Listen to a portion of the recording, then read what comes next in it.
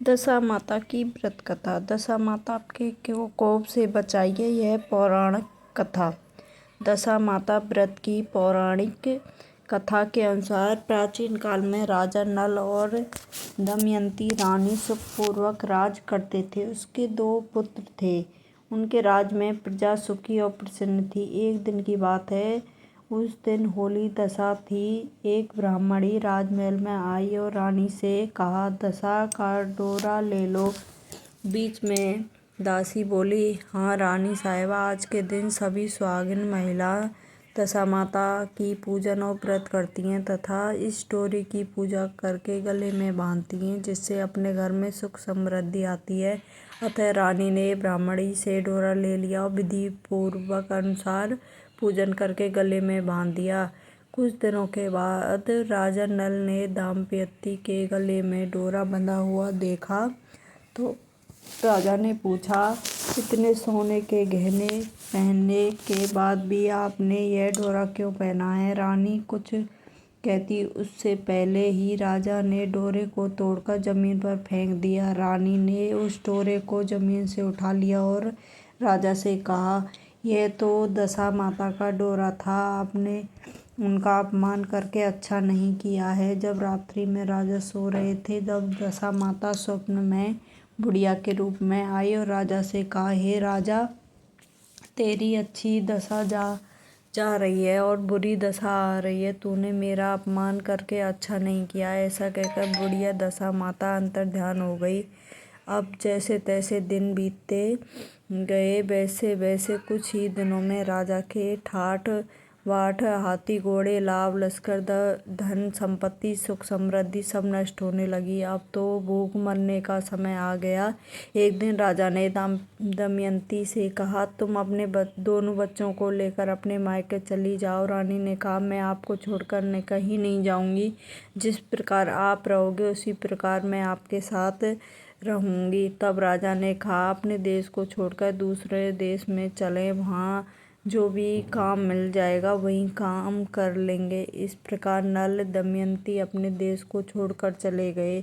चलते चलते रास्ते में भील राजा का महल दिखाई दिया। वहाँ राजा ने अपने दोनों बच्चों को अमानत के तौर पर छोड़ दिया। आगे चले तो रास्ते में राजा के मित्र का गांव आया। राजा ने रानी से कहा, चलो अपने मित्र के घर चले। मित्र के घर पहुंचने पर उसका खूब आदर सत्कार हुआ और पकवान बनाकर भोजन कराया। मित्र ने अपने शयन कक्ष में सुलाया। उसी कमरे में मोर की आकृति की खूंटी पर मित्र की पत्नी का हीरों जड़ा कीमती हार टंगा हुआ था। मध्य रात्रि में रानी की नींद खुली तो उन्होंने देखा कि वह बेजान खूंटी हार को निगल रही है। यह देखकर रानी ने तुरंत राजा को जगाकर दिखाया और दोनों ने विचार किया कि सुबह होने पर मित्र के पूछने पर क्या जवाब देंगे, अतः यहाँ से इसी समय चले जाना चाहिए। राजा रानी दोनों रात्रि को वहाँ से चल दिए। सुबह होने पर मित्र की पत्नी ने खूंटी पर अपना हार देखा, वहाँ हार नहीं दिखा तो उसने अपने पत्नी से कहा, तुम्हारे मित्र कैसे हैं जो मेरा हार चुराकर रात्रि में ही भाग गए? मित्र ने अपनी पत्नी को समझाया कि मेरा मित्र कदापि ऐसा नहीं कर सकता। धीरज रखो, कृपया इसे चोर मत कहो। आगे चलने पर राजा नल की बहन का गांव आया।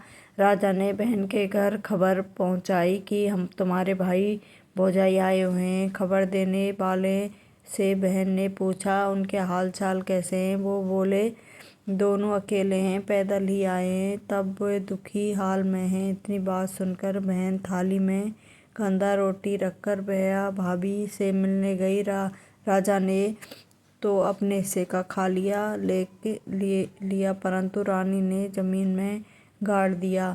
चलते चलते एक नदी मिली। राजा ने नदी में से मछलियां निकालकर रानी से कहा, तुम इन मछलियों को भूंजो, मैं गांव में से परोसा लेकर आता हूँ। गांव में नगर सेठ सभी लोगों को भोजन करा रहा था। राजा गांव में गया और परोसा लेकर वहां से चला तो रास्ते में चील ने झपट्टे से मारा तो सारा भोजन नीचे गिर गया। राजा ने सोचा कि रानी विचार करेगी कि राजा तो भोजन करके आ गए और मेरे लिए कुछ भी नहीं लाए।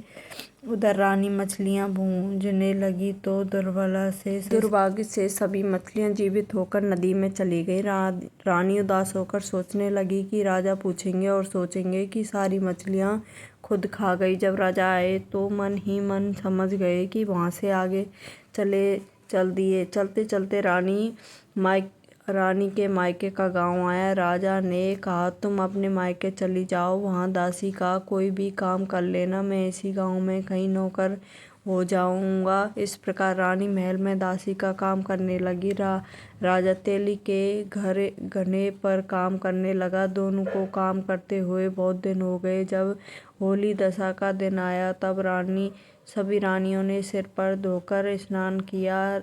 दासी ने भी स्नान किया। दासी ने रानी का सिर गूंथा तो राजमाता ने कहा कि मैं भी तेरा सिर गूंथ दूं। ऐसा कहकर राजमाता जब दासी का सिर गूंथ रही थी तब उन्होंने दासी के सिर में पक्ष देखा। यह देखकर राजमाता की आंखें भर आईं और उसकी आंखों में आंसू की बूंदें गिरी।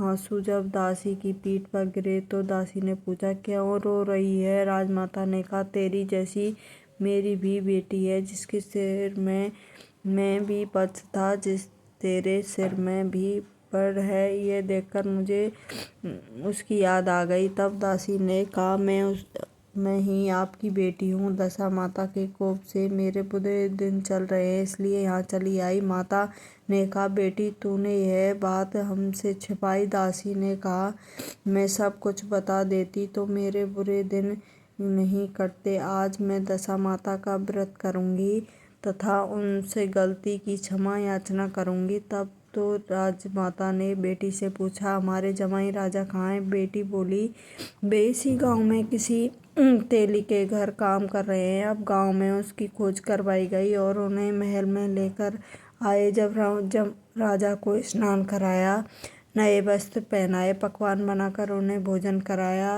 अब दशा माता के आशीर्वाद से राजा नल और दमयंती के अच्छे दिन लौट आए। कुछ दिन वहीं बिताने के बाद उसने अपने राजा को जाने को कहा। दमयंती के पिता ने खूब सारा धन, लाभ, लश्कर, हाथी, घोड़े आदि देकर बेटी जमाई को विदा किया। रास्ते में वही जगह आई जहाँ रानी में मछलियों को भूना था। राजा के हाथ से झील के झपट्टे मारने से भोजन जमीन पर आ गिरा था। तब राजा ने कहा, तुमने सोचा होगा कि मैंने अकेले भोजन कर लिया, परंतु चील ने झपट्टा मारकर गिरा दिया था। अब रानी ने कहा, आपने सोचा होगा कि मैंने मछलियाँ भूनकर अकेले ही खा ली, परंतु वे तो जीवित होकर नदी में चली गई थी। चलते चलते अब राजा की बहन का गांव आया। राजा ने बहन के यहाँ खबर भेजी। खबर देने वाले से पूछा, उनके हालचाल कैसे हैं? उसने बताया कि वे बहुत अच्छी दशा में हैं। उसके साथ हाथी, घोड़े, लाभ, लश्कर है। यह सुनकर राजा की बहन मोतियों की थाल सजाकर लाई। तभी दमयंती ने धरती माता से प्रार्थना की, कहा, माँ, आज मेरी अमानत मुझे वापस दे दो। यह कहकर वह उस जगह को खोदा वहाँ जहाँ कादा रोटी गाड़ दिया था। खोदते पर रोटी तो सोने की और कांदा चांदी का हो गया। ये दोनों चीज़ें बहन की थाली में डाल दी और आगे चलने की तैयारी करने लगे। वहाँ से चलकर राजा अपने मित्र के घर पहुँचे। मित्र ने उनको पहले की तरह खूब सम्मान, आदर, सत्कार किया और सम्मान दिया। रात्रि विश्राम के लिए उन्हें उसी शयन में कक्ष में सुलाया। मोरनी वाली खूंटी के हार निकल जाने वाली बात से नींद नहीं आई। आधी रात के समय जब वह मोरनी वाली खूंटी हार उगलने लगी तो राजा ने अपने मित्र को जगाया और रानी ने मित्र की पत्नी को जगाकर दिखाया। उसका हार तो इसने निगला लिया था।